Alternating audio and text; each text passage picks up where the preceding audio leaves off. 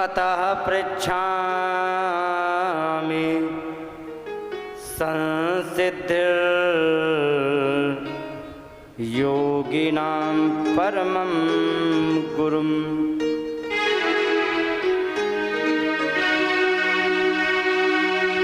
पुरुषस्य यत् कार्यं म्रियमाणस्य सर्वदा।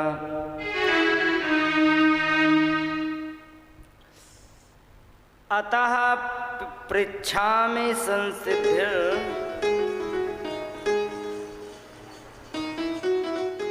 योगिनां परमं गुरुम्। मैं परम गुरु, योगियों के जो परम गुरु हैं,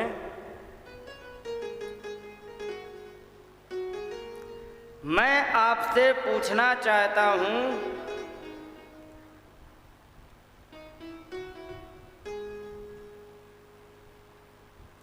कि सिद्धि के लिए जो साधन होते हैं, संसिद्धिम, जो सिद्धि के साधन है, इनके विषय में पूछना चाहूँगा कि पुरुषस्य है यत् कार्यम, यदि व्यक्ति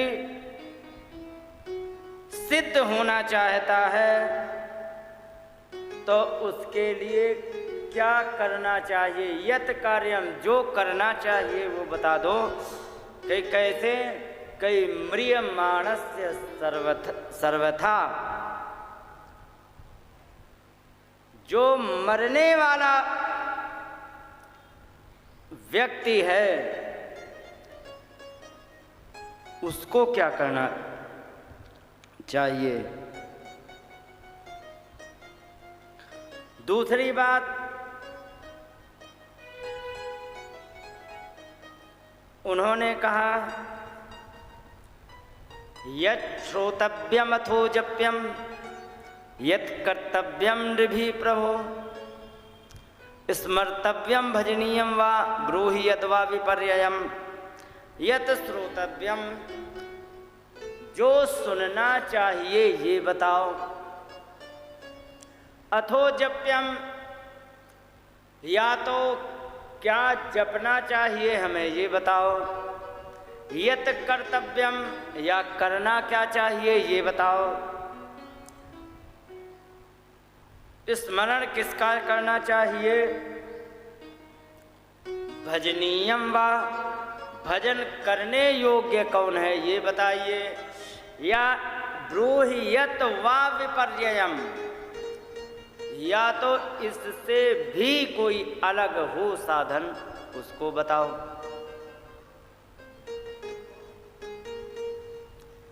उन्होंने कहा प्रश्न आपका बहुत अच्छा है। यहाँ पर कहने लगे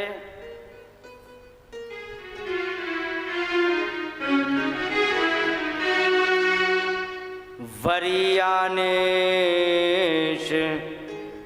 ते प्रश्न कृतो लोकहितं नृप आत्वित्सम्मतं पुंसां श्रोता दिव्यो दिशो यः परः।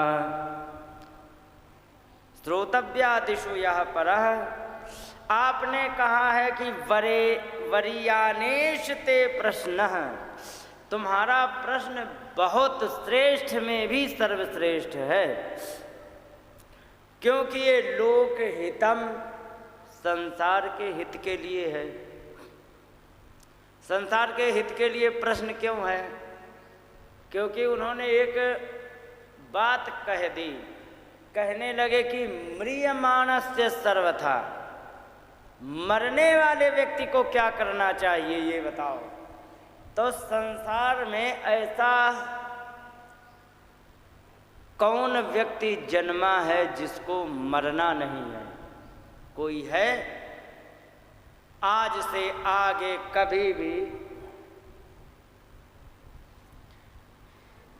कोई भी ऐसा व्यक्ति नहीं है जो मरेगा नहीं। और जब सब लोग मरने ही वाले हैं, संसार का यही नियम है, तो आपने सबका प्रतिनिधित्व करते हुए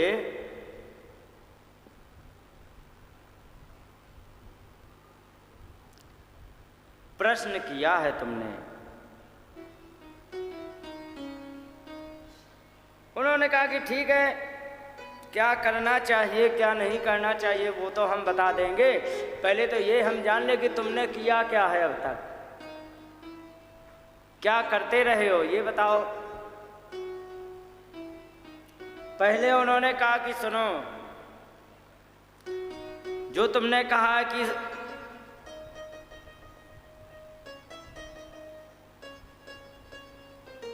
यत श्रोतव्यम, जिनका हम श्रवण करें इसके बारे में बताए। तो जो सबसे पहले प्रश्न में ये जो पूछा था, तो इसका उत्तर तो बड़े साधारण से दे दिया। कहने लगे कि श्रोतव्यादीनि राजेंद्र नृणाम संति सहस्रशः, सुनने के लिए तो बहुत से हैं, पुराण हैं, लेकिन अपश्यताम आत्मतत्वम गृहेषु गृह मेधिनाम, क्योंकि जो व्यक्ति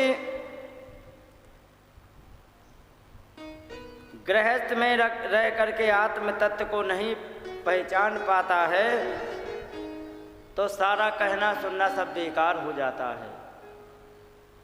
आत्म तत्व को पहचाने। दूसरी बात तुमने कही क्या करना चाहिए, लिखा है यत कर्तव्यम, जो करना चाहिए ये बताओ। तो एक बात बताओ सच्चाई ईमानदारी से, अभी तक तुमने किया क्या परीक्षित जी? आपसे भी प्रश्न कर दिया जाए, अभी तक आपने क्या किया? कोई है हिसाब? नहीं है। देखो, कुछ ना कुछ जो पूछे बोलते रहा करो। पत्थर की मूर्ति बन के जब बैठते तो अच्छा नहीं लगता है। पता नहीं लगता कि तुम हमारी कथा सुन रहे हो या अपने घर के चूल्हे चौके की याद कर रहे हो। तो जो बात पूछी जाए, देखो हमारे पास तो कथा करने का तरीका अलग है। हम टेप रिकॉर्डर की तरह बजते रहे और तुम पत्थर की मूर्ति बन के बैठ जाओ, तो ये अपने बस का नहीं है। अपनी कथा चलती है, आपस में एक दूसरे से विचार विमर्श करते, बातचीत करते हुए कथा करेंगे, ठीक है? हाँ, तो जो पूछा जाए उसका जवाब देते जाओ तो अच्छा रहेगा। अभी तक आपने क्या किया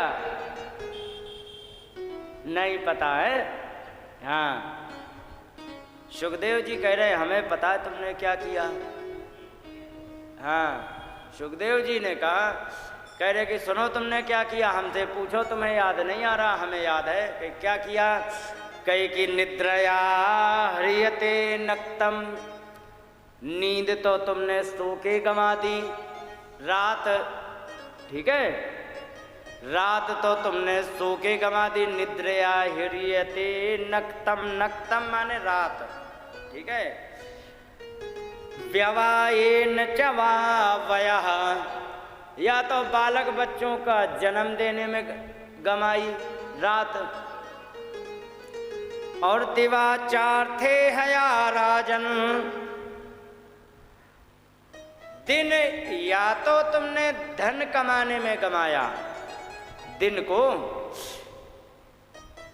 या कुटुंब भरने वा, या तो तुमने बालक बच्चों के फीस भरने में, बालक बच्चों का एडमिशन कराने में, बालक बच्चों के कपड़े खरीदने में, घर की सब्जी आटा दाल चावल इकट्ठे करने में, इसमें या तो दिन गमाया और या तो पैसा कमाने में, बस।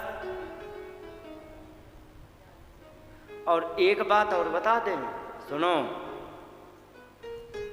ये जितने भी तुम्हारे साथ जुड़े हैं, क्या क्या देहापत्य कलत्रा दिश्वात्म सैन्य स्वत्यपि, देह शरीर अपत्र, अपत्य संतान कलत्र स्त्री, ये जितने भी हैं सेना और ये आदि, तो उस जमाने की बात है, हम आज की यदि बात करें तो सेना तो है नहीं, खैर। तो ये जितने भी ये देह अपत्य कलत्र, देह बालक बच्चे और पत्नी, ये सबके सब जो भी हैं, इनको तुम नित्य प्रति देख रहे हो कि ये धीरे धीरे धीरे धीरे क्या हो रहा कि तेषाम प्रमत्तो निधनम, ये सब के सब मरते चले जा रहे हैं, लेकिन देखते हुए भी पश्चन अपि न पश्यति, देखते हुए कोई नहीं देख रहा है। एक बात बताओ, जिस समय अपने पोते के 5वीं वर्षगांठ मनाते हैं, खूब बैंड बाजा और सब करते कि नहीं? क्या है साहब कि पोते की 5वीं वर्षगांठ है, माने पोता 5 साल का हो गया, ठीक है। ईमानदारी से बताओ, 5 साल का बड़ा हो गया या छोटा? बड़ा हो गया तुम्हारे हिसाब से। तुम्हारे हिसाब से इन्होंने जो कहा वही सही है। एक बात बता, तुम्हारे पास 100 रुपए थे, ठीक है, 5 रुपए खर्च कर दिए, पैसे घटे कि बढ़े? हैं? कम हो गए, तो उम्र कैसे बढ़ गई? उसके जो हिस्से में जो समय था उसने 5 वर्ष खत्म कर दिए, खर्च कर दिए। समझ रहे हो? यही बात कह रहे हैं कि तेषाम प्रमत्तो निधनम पश्चन अपि न पश्यति। अरे ये आलसी व्यक्ति इनको सबको मरता हुआ देख करके भी नहीं देखता। एक दिन आप 5 साल की थी, छोटी सी, आवाज आप 50 साल की हो गई, तो तब से लेके उम्र बढ़ी की घट गई? गांठ की थी वो तो घट गई। और ईमानदारी से और बता दें, अभी तुम्हें याद आई हो या ना आई हो, जैसे ही 70 क्रॉस करता है ना व्यक्ति, तब उसको ना तो घर की याद आती है, ना दरवाजे की याद आती है, ना भगवान की याद आती है, उसे केवल मौत की याद आती है कि अरे राम राम राम, 70 साल चले गए, शरीर में झुर्रियाँ पड़ गईं, चेहरा शीशा देखा नहीं जा रहा है, गाल सिकुड़ गए सूखे आम की तरह। जैसे कच्चा आम सूख जाता है ना, तो सूखे आम की तरह गाल सिकुड़ गए, जिनमें जो कभी चमकते थे, है ना, जिसको देख करके शीशा बड़े खुश होते थे, हाँ क्या बात है, आवाज में बंदर जैसी शकल बन गई है। तब किसकी याद आती है कि अब यात्रा कहाँ की चालू होने वाली है? बस ठीक नहीं आती है किसी किसी को, बहुत भाग्यशाली होता है जिसको याद आती है। तो हाँ, तो इतनी बात कही, ठीक है। तो एक बड़ी बढ़िया बात कही, जो पढ़े लिखे वे ज़्यादा समझते हैं। यहाँ पर एक शब्द इस्तेमाल किया गया, यहाँ पर एक शब्द इस्तेमाल किया गया, तब तस्मात् भारत सर्वात्मा भगवान ईश्वरो हरि श्रोतव्य कीर्तितव्य स्मर्तव्य चेच्छता भयम।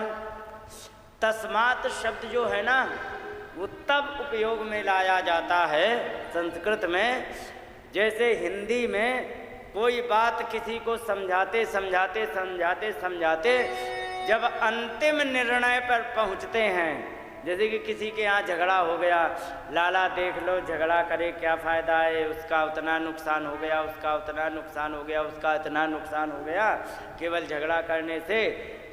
इसलिए लाला, इसलिए हमारी बात मानो, तुम झगड़ा ना करो। असली बात कब कही? जब कहा इसलिए, तब आगे की असली बात कही ना अपनी। पहले तो समझा रहे थे भूमिका बना के, फिर इसलिए शब्द जो इस्तेमाल हुआ वो तब इस्तेमाल हुआ जब उसको अपनी असली बात बतानी थी। तो वही इसलिए शब्द का अर्थ संस्कृत में जो होता है वो तस्मात् शब्द से बोला जाता है। जब तस्मात् शब्द बोल दिया जाए तो जान लीजिए कि सुखदेव भगवान कंक्लूजन पर पहुंच गए हैं और अंतिम निर्णय दे रहे हैं।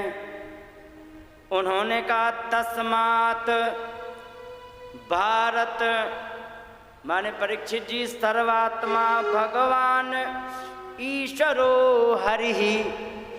इसलिए हे परीक्षित जी वो सबकी आत्मा के अंदर विराजमान ईश्वर हरि माने भगवान का, उन्हीं को श्रोतव्य, उन्हीं को तुम श्रवण करो, कीर्तितव्य, उन्हीं का कीर्तन करो, स्मर्तव्य, उन्हीं का स्मरण करो, च इच्छता अभयम, निर्भय पद को यदि पाना है तो आपको उन्हीं का स्मरण करना चाहिए।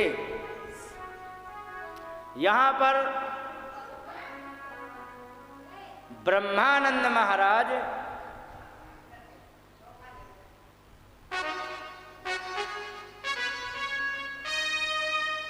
यहाँ पर ब्रह्मानंद महाराज जी ने एक बड़ी सुंदर बात कही। कई किस विषय में? स्मर्तव्य, उनका भगवान का स्मरण करो। कई क्यों? कई इच्छता अभयम, यदि निर्भय तुम्हें पद को पाना है तो। और वो निर्भय पद कौन है? उसी को परम पद कहते हैं, उसी को मोक्ष कहते हैं, उसी को अपवर्ग कहते हैं। ब्रह्मानंद जी कहते हैं जो भजे हरि को सदा, जो भजे हरि को सदा, जो भजे हरि को सदा, कोई परम पद पाएगा, कोई भी परम पद पाएगा। जो भजे हरि को सदा, जो भजे हरि को सदा, कोई परम पद पाएगा, कोई परम पद पाएगा। एक बात और बता दें, यहाँ पर ब्रह्मानंद ने एक बात कही है, दृढ़ भरोसा, दृढ़ भरोसा मन में करके, जो जपे हरि नाम को, कहता है ये ब्रह्मानंद, कहता है ये ब्रह्मानंद, ब्रह्मानंद बीच समाएगा, कोई परम पद पाएगा, कोई परम पद पाएगा। जो भजे हरि को सदा, जो भजे हरि को सदा, कोई परम पद पाएगा, सोई परम पद पाएगा, सोई परम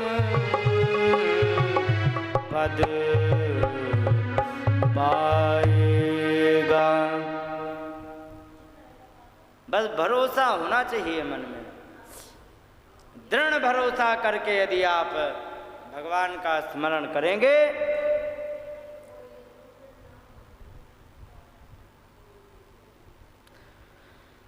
और इसके बाद भगवान का स्मरण करेंगे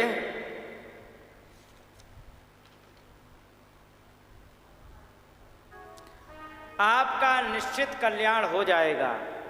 और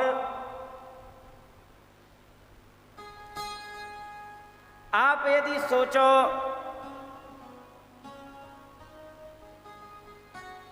कि हमारे पास केवल 7 दिन है, अब इतने में क्या हो सकता क्या नहीं हो सकता, तो ध्यान रखो बड़ी सुंदर बात कही है समझने की। उन्होंने कहा किम प्रमत्तस्य बहुभी परोक्षैर हाय नैरी है। प्रमत्त माने आलसी व्यक्ति के लिए बहुत सारे साल यदि उसे मिल भी जाए तो क्या बना लेगा बताओ, ईमानदारी से बताना। बहुत से ऐसे व्यक्ति हैं जो 70-70 साल के हो गए हैं, लेकिन अगर जो उनके जीवन का पूरा बायोडेटा लिया जाए तो केवल रोटी खा के जिंदा रहने के अतिरिक्त उन्होंने कोई उपलब्धि प्राप्त नहीं की है। आपको ऐसे बहुत लोग मिल जाएंगे। तो आलसी व्यक्ति है तो उसको बहुत सारे साल मिल जाएं, ठीक है, क्या वो कर लेगा। लेकिन समझदार व्यक्ति के लिए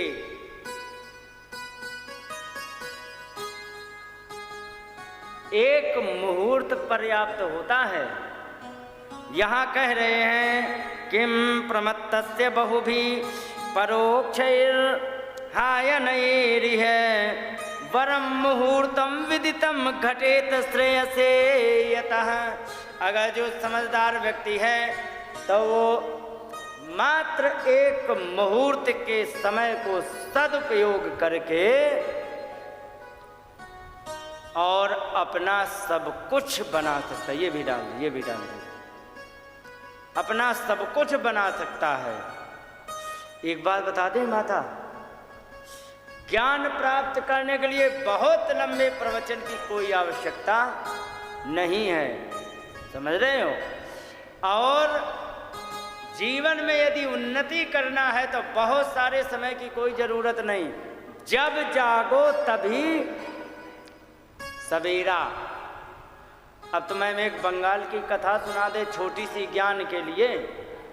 तो उसमें क्या हुआ कि एक राजा शाम को टहल रहे थे, बैठे बैठे थक जाते होंगे, राज सिंहासन पर टहल रहे थे। तो एक धोबिन को जाना था, वो कपड़े देने आई थी और उसका गांव नदी के उस पार पड़ता था और अपने पति के साथ आई थी।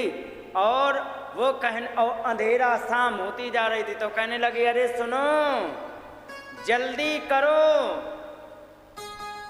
देर हो रही है, अभी पार जाना है।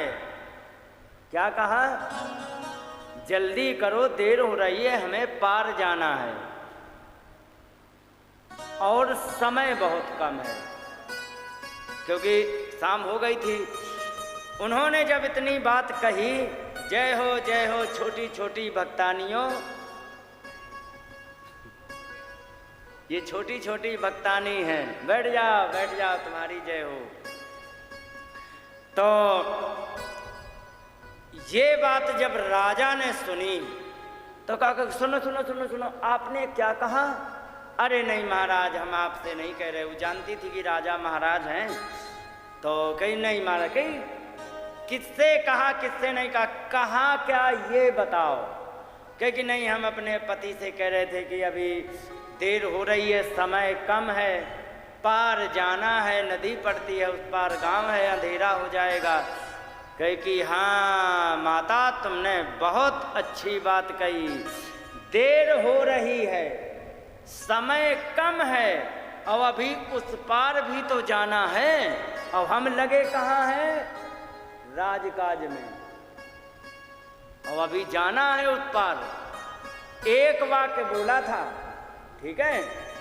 उन्होंने तुरंत राज को छोड़ करके, जिसको राजा बनाना था बना करके, और वे निकल पड़े। अब सोच रहे कि हमारी एक लड़की भी है ब्याह करने के लिए, अब हम ब्याह करें कि ना करें। उस दिन तो खैर लेट गए, जल्दी सवेरे उठ करके जाने लग गए।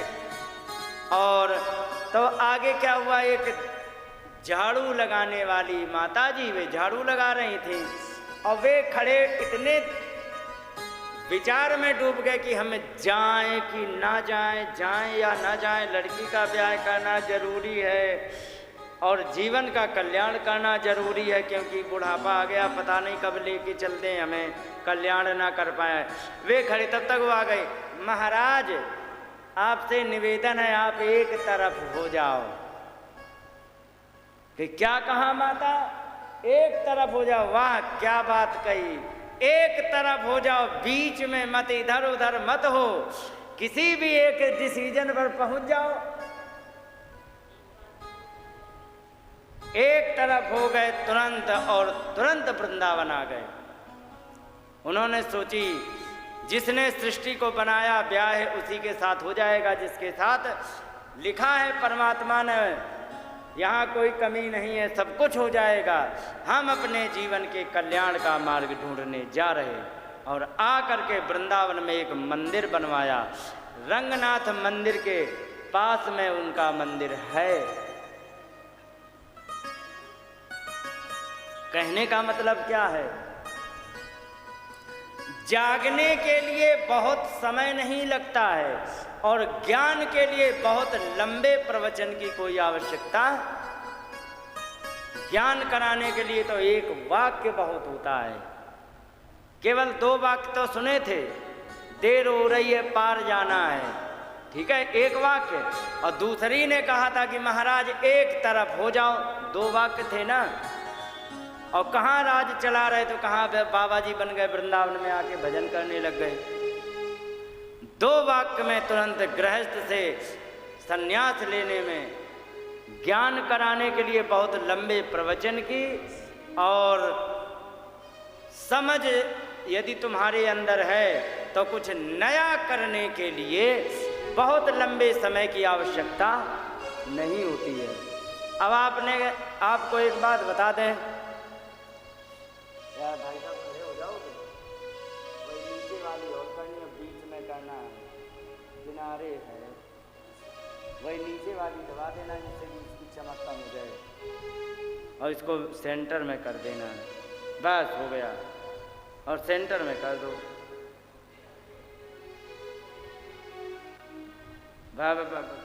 थोड़ा और ज़्यादा हो गया, बस हो गया, ठीक है, ठीक है। तो यहाँ पर एक बात और बता दें तुम्हें, कलश में डालो, कलश में। एक बात और बताएं, रावण का वध हो गया, राम जी ने लक्ष्मण को भेजा कि महाराज हम आपसे ज्ञान प्राप्त करना चाहते हैं। लक्ष्मण जी ज्ञान प्राप्त करने के लिए गए और जा करके उनसे निवेदन किया तो रावण ने ज्ञान दिया उन्हें, ठीक है। उन्होंने कहा कि सुनो,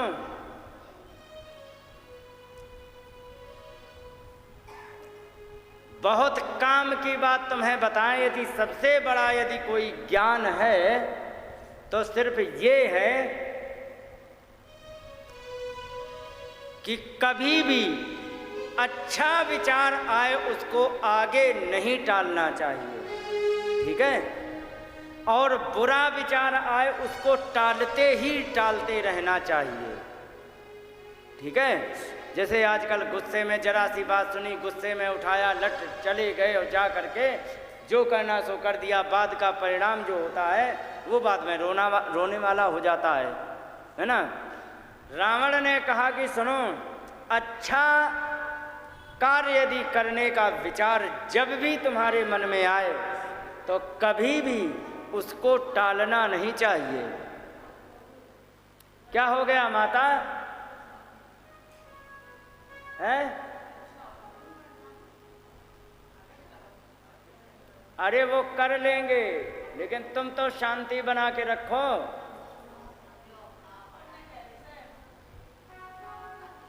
यहाँ पर पंचायत करे क्या फायदा, यहाँ निर्देश देने की क्या, सबको सब कुछ पता है। ये वाला पंखा चलाना हो तो उधर बोर्ड लगा है, पीछे उधर लगा है, उधर देखो, अंदर की तरफ देखो, चालू है। हाँ, लेकिन शांति बना, निर्देश मत दो, सब अपना अपना कर लेंगे। तुम निर्देश दोगी एक को और वे 10 देखेंगे। उन्होंने कहा कि जब भी कोई तुम्हें बुरा कार्य याद आए उसे टालते रहना चाहिए, और अच्छा कार्य याद आए तो उसे जल्दी से जल्दी करना चाहिए। क्योंकि मैंने एक टेक्नोलॉजी खोज ली थी कि कौन सी, कई स्वर्ग तक सीढ़ी पहुंचाने की और समुद्र के जल को मीठा करने की मैंने टेक्निक खोज ली थी। लेकिन मैंने एक गलती कर दी कि क्या समुद्र के जल को मीठा करना, स्वर्ग तक सीढ़ी ले जाने का ये जो प्रोजेक्ट था उसको केवल चिंतन करता रहा कि हाँ करेंगे, आज नहीं कल कर लेंगे, कल नहीं परसों कर लेंगे। धीरे धीरे 64 चतुर्युगी का समय बीत गया, आज तक नहीं कर पाए। लेकिन जिस समय हमारी बहन शूर्पणखा आई और उसने चिल्ला करके मुझसे कह दिया कि करसी पान सोबत दिन राती, सुध नहीं तो सिर पर आ राती, मदिरा पी लेता है सोता रहता है, तुझे पता ही नहीं है तेरे सिर पर तेरा शत्रु खड़ा हुआ है, और उसने हमें भड़का दिया। और मैंने तुरंत जाके सीता का हरण कर लिया। उस पर विचार नहीं किया, मैंने ये विचार नहीं किया कि हम इसे टाल दें।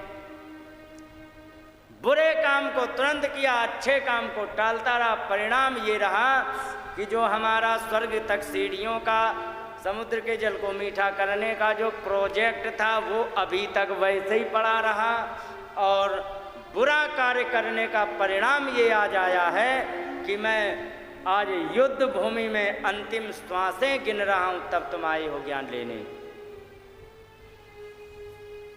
तो आलसी व्यक्ति के लिए यही तो कह रहे हैं सुखदेव जी कि आलसी व्यक्ति को बहुत सारे साल यदि मिल भी जाएंगे तो क्या बना बिगाड़ लेगा। किम प्रमत्तस्य बहुभी परोक्षैर्हाय नैरिह, बहुत सारे सालों को यदि प्राप्त कर लेता है। वरम मुहूर्तम विदितम घटेत श्रेयसे यतः, लेकिन यदि कर्मठ व्यक्ति है तो एक मुहूर्त में अपने जीवन, इसमें कलश में डाल दो उड़ जाएंगे। अरे भगवान,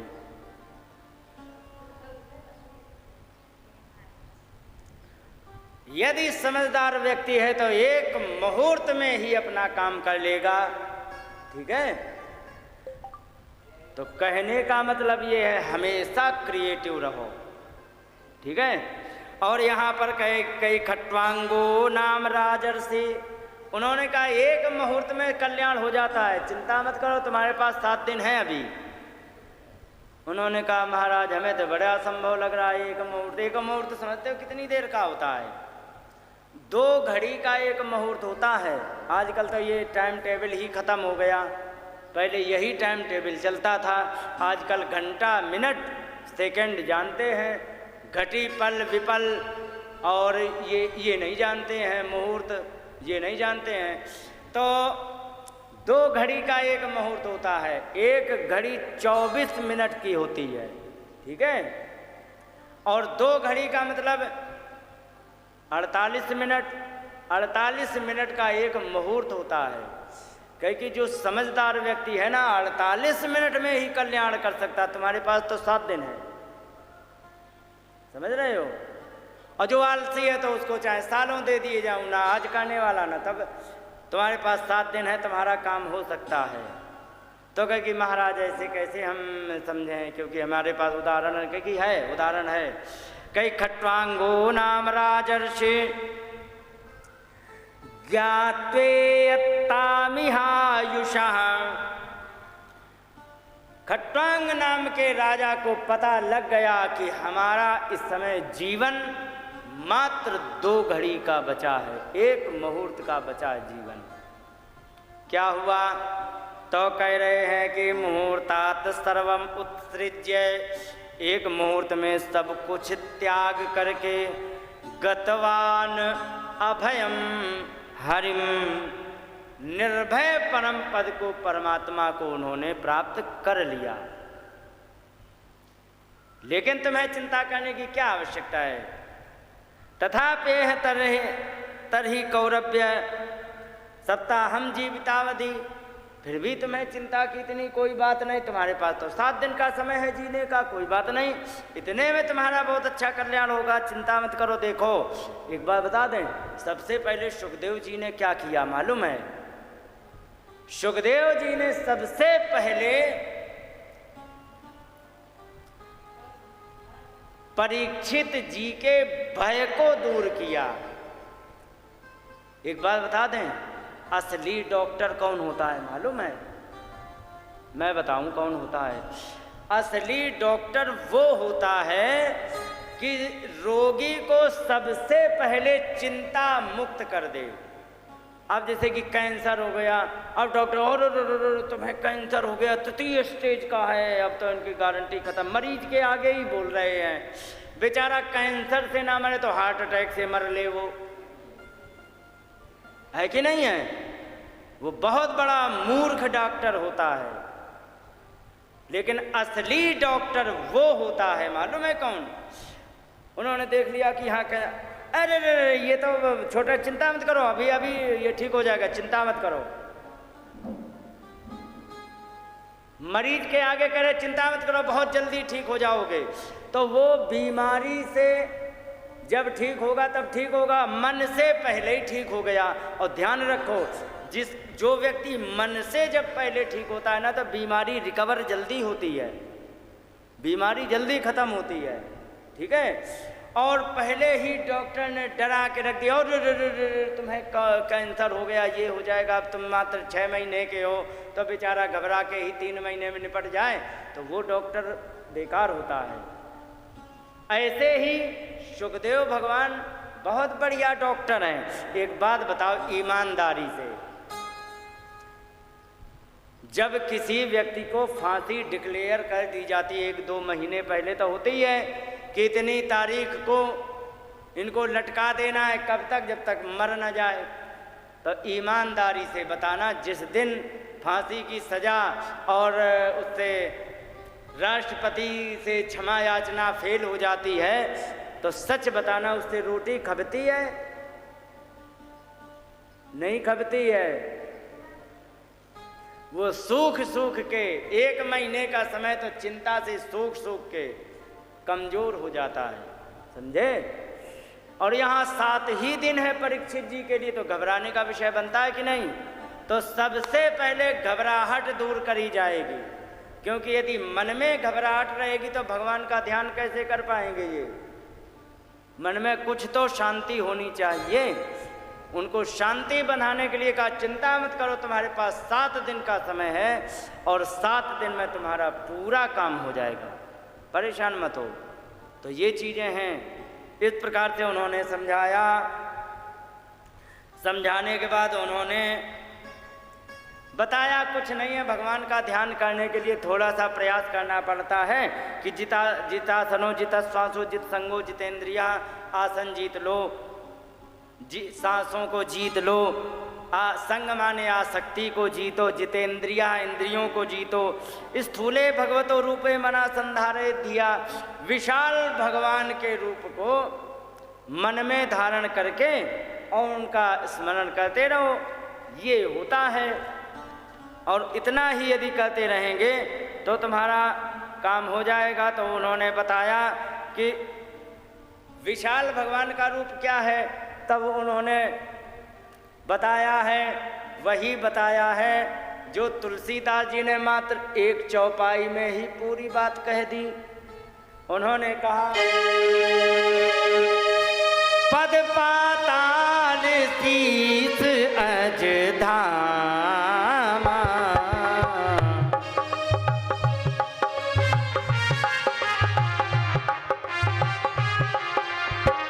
अखिल लोक अंग अंग विश्रामा, अखिल लोक अंग अंग विश्रामा, पद पाताल शीस अज धामा। पाताल है और ब्रह्मलोक में स्थिर है, और बाके जितने अतल सुतल वितल तलातल महातल जितने भी लोक हैं, सब शरीर भगवान के शरीर में यहाँ पर कहा है कि वो आदि पुरुष परमात्मा के छाती में स्वर्गलोक है। ठीक है।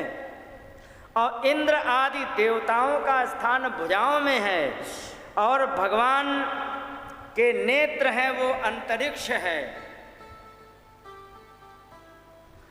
इस प्रकार से उन्होंने बताया कि ये पूरा का पूरा विश्व भगवान की मूर्ति है। अब इसके लिए थोड़ा जियोग्राफी वगैरह का जो पढ़ाई जाए तो तुम्हें समझ में आवे, लेकिन बहुत लंबा कॉन्सेप्ट हो जाएगा इसको, है? हाँ हाँ होगा। तो इसके बाद यहाँ पर उन्होंने भगवान के बड़े विशाल रूप का वर्णन करके बताया, और एक भगवान का छोटा भी रूप है, इनकी भी उपासना करने को बताया। इसके बाद यहाँ पर इन्होंने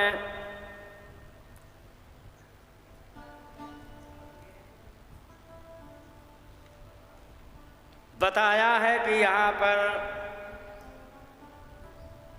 इस जीवन में जो व्यक्ति भगवान का नाम नहीं लेता है तो वो क्या है, तो बताते हैं कि सविडवरा होष्ट खरई संस्तुत पुरुष पशु नायत कर्मण पथोपेतो जातो नाम गदाग्रज है। कहने लगे कि जिस मनुष्य के कान में भगवान का नाम नहीं जाता है तो ऐसे व्यक्ति कुत्ते के जैसे हैं, ऊंट के जैसे हैं, गधे के जैसे हैं। अभी अचानक सुखदेव भगवान गाली क्यों देने लग गए? कुत्ता है, गधा है, ऊंट है, ये क्यों कहने लग गए? तो उन्होंने कहा कि सुनो, हमारी बहुत सारी क्रियाएं, लगभग सारी की सारी क्रियाएं जो कुत्ता, ऊंट, गधा, सुअर जो करते हैं वही हमारी क्रियाएं हैं। भोजन करना, कुत्ता भोजन नहीं करता क्या? करता है। कुत्ते के बालक बच्चे होते हैं और कुत्ता साथ लेता है। कुत्ता भी अपना खोद खाद के अपना घर बना लेता, कहीं ना कहीं रह लेता है। और कपड़े तो इसलिए नहीं चाहिए होते हैं कुत्ते को क्योंकि भगवान ने ही पहना के भेजे हैं, तो कोई बात नहीं। तो बाकी ये सब काम जो हम कर रहे सो तुम कर रहे सो कुत्ता कर रहा है। फिर अंतर क्या है मनुष्य में और कुत्ते में? केवल एक अंतर है कि वो केवल और केवल भगवान का नाम ले सकता है, और भगवान का नाम यदि लेगा तभी वो इन जानवरों से अलग हो पाएगा कि हाँ यही तुम्हारे अंदर विशेषता है। और वही नाम नहीं लिया तो तुम फिर ऊंट, गधा, कुत्ता, खच्चर जैसे ही हो। और फिर यहाँ पर एक बात बड़ी सुंदर कही, बिले बतो रुक्रम विक्रमान ये न श्रवतो कर्ण पुटे नरस्य। इस श्लोक का अर्थ बिल्कुल जैसे का तैसा तुलसीदास महाराज जी ने अपनी एक चौपाई में कह दिया। कह रहे, जिन हरि कथा सुनी नहीं काना,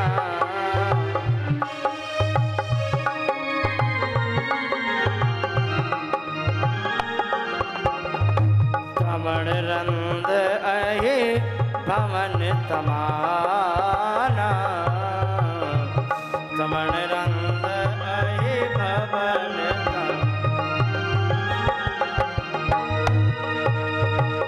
जो न करे रघुपति गुण गाना, जो न करे रघुपति गुण गाना। जी है तो दादुर जी है समाना, जी है तो दादुर जी है समाना। यहाँ पर कह रहे हैं कि बिले बतोर क्रम विक्रमान ये न श्रवतो कर्ण पुटे नरस्य। वे बिल, वे कान जिन्होंने भगवान का नाम नहीं सुना, वो केवल और केवल बिल के जैसे हैं। बिल किसका? भागवत में बिल का नाम नहीं लिखा, तुलसीदास जी ने बता दिया किसका बिल। जिन हरि कथा सुनी नहीं काना, जिन कानों ने हरि की कथा नहीं सुनी, कई श्रवण रंध्र अहि भवन समाना, सांप के बिल जैसे हैं वे तो। सांप के बिल का मतलब जो भी जाएगा तो बुरा ही बुरा जाएगा यदि भगवान की कथा नहीं सुनते हैं तो। आगे कहा गया जिह्वा सती दादुर केव सूत न चोप गायत उरुगाय गाथा। इसका जैसे का तैसा अर्थ करके उन्होंने बताया कि जो न करे रघुपति गुण गाना, जी है सो दादुर जी है समाना। कहने लगे कि जिसने अपने मुख से भगवान के नाम का गायन नहीं किया तो वो जीव कैसी है कि दादुर जी है समाना। दादुर माने मेढक। हाँ, अच्छा एक बात बता, मेढक का नाम क्यों लिया गया? अच्छा यहाँ भी इसमें एक बात कॉमन रूप से कही, भागवत में भी मेढक की ही जीव बताई और तुलसीदास जी ने रामचरितमानस में भी मेढक की ही जीव बताई। इनका अर्थ किया है तुलसीदास जी ने। तो एक बात बता, मेढक की जीव क्यों कहा गया? इसमें एक छोटा सा अंतर है। जैसे कि तुम्हारे गली में कोई कुत्ता रहता है तो कुत्ता भौंकता है तो उसके कई एक वेरिएशन होते हैं। एक भौंकेगा जब कोई डंडा मारेगा, भौंकेगा कि नहीं, तो उसके भौंकने की आवाज़ अलग होगी। एक भौंकेगा जब घेर के गिरा के डंडा मार रहे हो तो उसके भौंकने की तरीका अलग होगा। एक ये है कि किसी को देख के भौंकेगा तब पता लगेगा कि हाँ कोई आ गया है, उसको देख के भौंक रहा। अलग अलग है और उसी हिसाब से उसका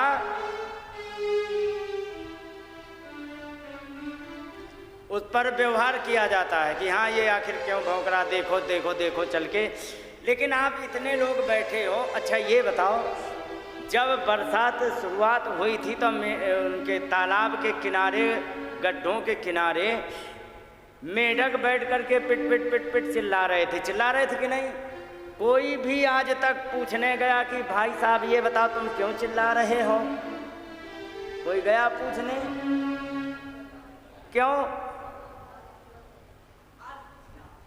आज पूछ के आएंगी माता जी, देखो आज माता जी पूछने जाएंगी। कहने का मतलब ये है कि उसके बोलने का कोई भी अर्थ नहीं है लेकिन बोल रहा है। तो जिस व्यक्ति ने जीवन में भगवान का नाम नहीं लिया ना, तो बोलता जरूर है लेकिन उसका अर्थ कुछ भी नहीं होता है। समझ गए हो? इसीलिए भगवान का नाम लेते रहो और एक आशा मन में बना के रखो। और ये याद रखो, ये आशा यदि तुम्हारे जीवन में जुड़ जाए ना तो आपके कल्याण के लिए तुम्हें किसी दूसरे साधन की जरूरत नहीं है और आपको कभी भी निराश होने की आवश्यकता पड़ेगी ही नहीं। क्या कि यदि नाथ का नाम दया निधि है तो दया भी कर